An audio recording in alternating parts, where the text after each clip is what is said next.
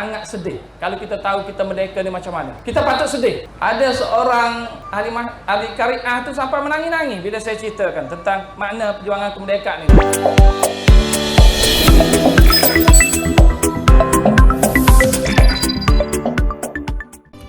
Assalamualaikum warahmatullahi wabarakatuh. Halo teman-teman, jumpa lagi di Aryan M Channel. Oke, buat teman-teman yang klik video ini, saya harapkan mudah-mudahan teman-teman masih dalam kondisi sehat walafiat.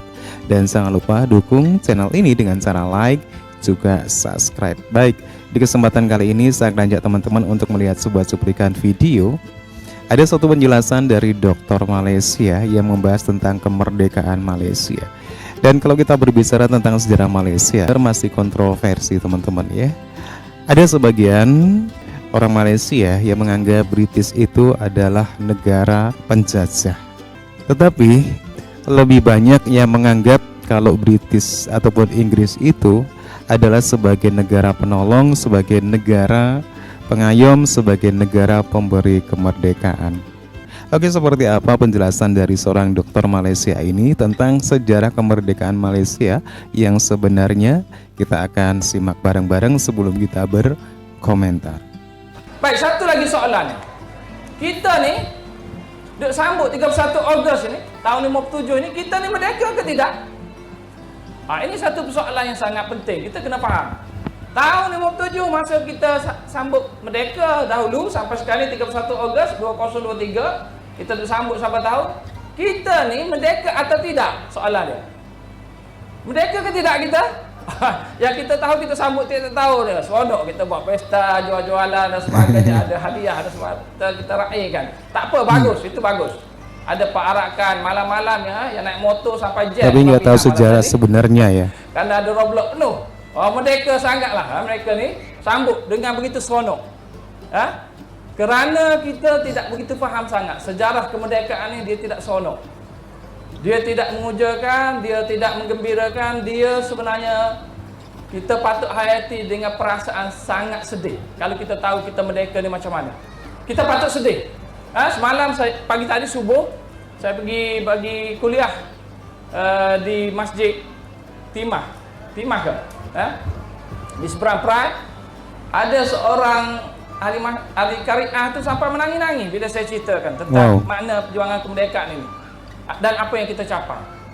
Tahun 1957 kita diberikan kemerdekaan oleh British. Betul, British beri. Tapi sebenarnya masa British beri itu ada beberapa sebab British beri. Ada maunya. Sebelum saya sebut yang ini, saya nak jelaskan. Yang menuntut kemerdekaan ini ada ke tidak di tanah Melayu? Ada ramai pihak yang menuntut kemerdekaan. Kerana ada yang sebut, ustaz-ustaz sebut, dia kata dulu kita berjuang tanpa pertumpahan darah. Secara rundingan saja, baik-baik saja. British beri pun baik-baik, elok-elok, tak ada alasannya yang terbunuh, cedera ke. British tak buat melakukan tindakan keras. Itu sebenarnya tidak tepat. Perjuangan kemerdekaan ini jangan lihat dari zaman British saja, kena lihat zaman Melaka tu lagi. Zaman Melaka itu bila Portugis serang Melaka, kota Melaka, dia dapat tawan kota Melaka, dapat dia pegang kota itu. Apa yang Portugis buat? Dia bunuh semua orang yang Islam yang ada di situ. Dia bunuh semua. Kanak-kanak, perempuan, orang tua, dia bunuh semua. Tak ada sisa pun. Dia bunuh. Portugis. Pembunuhan beramai-ramai yang tak diceritakan dalam sejarah. Okey, baik, British pula masuk. Awal British masuk, mula-mula sekali di Perak melalui perjanjian Pangkur. Pernah dengar tak cerita ni? Sejarah kita belajar perjanjian Pangkur kan? Dalam sejarah diceritakan British masuk di sini untuk selamatkan kita sebab orang Melayu bergaduh. Raja-raja bergaduh berebut kuasa. Berlaku perang saudara. Negeri ni kacau bilau, tak ada keselamatan, rakyat ditindas. Itu yang British sebut. British sebut macam tu. Ada tak benda-benda macam ni? Ada dalam buku teks kita dicerita. Tapi ini tak betul. Tak betul tuan-puan, tak betul. Saya dah kaji sejarahnya ditulis oleh British masalahnya ya. Kalau ada perang saudara mesti ada mati, ada yang mati kan? Siapa yang mati? Raja mana yang berebut kuasa ni? Raja mana berebut kuasa? Raja Abdullah dengan Raja Ismail tak berebut. Tak ada pun. Raja Abdullah ni siap hantar surat lagi, tahniah Raja Ismail dilantik sebagai sultan. Kenapa buku kita sebut bergaduh? Tak ada kekacauan, Perak ni stabil, tak ada masalah, tak ada isu. Yang bergaduh, perang saudara yang tak stabil ialah mereka yang ada di Larut. Larut ni siapa? Bukan kita. Kongsi-kongsi gelap yang berperang sama sendiri, itu perang saudara. Bunuh sama sendiri, beribu mati. Ini perang saudara. British sebenarnya masa buat perjanjian paku bukan nak selesaikan masalah orang Melayu. Dia nak selesaikan masalah kongsi gelap ni. Tapi bila dia datang ke sini, dia beri alasan, dia kata orang Melayu punya punca. Yang menyebabkan dia datang untuk selamatkan kita. Jadi masuk dalam buku kita, British datang untuk selamatkan kita melalui perjanjian paku. Sebenarnya apa yang British buat itu, British datang ke sini, dia bertujuan untuk merampas kekayaan di sini. Dia lantik raja baru, ada dah sultan di Perak, dia lantik seorang lagi sultan supaya dia boleh gunakan. Ini kerja British. Masyarakat di Perak jadi berpecah. Yang aman, yang stabil jadi berpecah. Dia buat macam-macam supaya masyarakat di Perak ini bayar cukai pada British. Dia sekat pembesar daripada pungut cukai. Dia apabila pembesar pungut cukai, dia bakar rumah pembesar dengan alasan pungutan cukai oleh pembesar ini jahat, menindas. British pungut cukai tak ada masalah walaupun lebih tinggi. Ini pelik sejarah kita ni. British yang jahat ni dia tak berapa jelas sangat. Dalam buku kita diceritakan British ni nak sekat pembesar pungut cukai kerana pembesar ni menindas rakyat kerana pungut cukai. Sedangkan jawatan pembesar ni kalau dia tak pungut cukai, dia tak boleh jadi pembesar. Hilang jawatan dia. Tapi British ini datang, dia nak pungut cukai, dia paksa pembesar jangan pungut cukai. Bila pembesar pungut cukai, dia pergi bakar rumah pembesar dan dia ugut. Kalau ada siapa-siapa berani lagi, dia akan bakar. Yang ni yang menyebabkan pembesar Perak pada masa itu bunuh J.W.W. Bush. Pernah dengar sejarah ni ya? Orang Melayu pada masa itu tak perang, tak lawan British pun. Mereka marah pada Bush ini.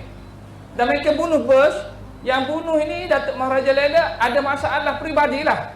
Kerana Bush ini menekan dia bunuh. Tak ada orang Melayu tak lawan British lagi pada masa itu, belum lagi. Tapi apa yang British buat? British isytiharkan perang besar-besaran. Dan disitulah ada kajian yang tunjukkan pada masa itu berlaku pembunuhan besar-besaran di Perak. Kononnya orang Melayu lawan British. Sebenarnya sejarah sebenarnya British isytihar perang untuk rampas Perak. Guna alasan J.W.W. Bush dibunuh. Bahawa orang Melayu lawan. Tak ada orang lawan pada masa itu. Tapi British guna kesempatan dan dia panggil sport-sport dari Hong Kong, dari India dan sebagainya datang ke sini. Dia beri satu senjata baru, dia test senjata baru, pelancar roket. Sport ini diberi pelancar roket untuk test. Senjata ni baru diperkenalkan. Tembak siapa? Tembak rumah-rumah orang kampung. Orang wanita, kanak-kanak yang lari ditembak dari belakang. Ada yang digantung di pokok pada masa itu, digantung terus. Ini adalah pembunuhan besar-besaran. Kita belajar tak dalam buku teks dahulu? Masa kita belajar sejarah Perak, kita tak belajar yang benda-benda yang jahat British ni. Kita belajar pemerintah kita, raja-raja yang jahat, pembesar yang jahat. British ni baik. Dia datang untuk amankan kita. Dia tak sama sejarah dia.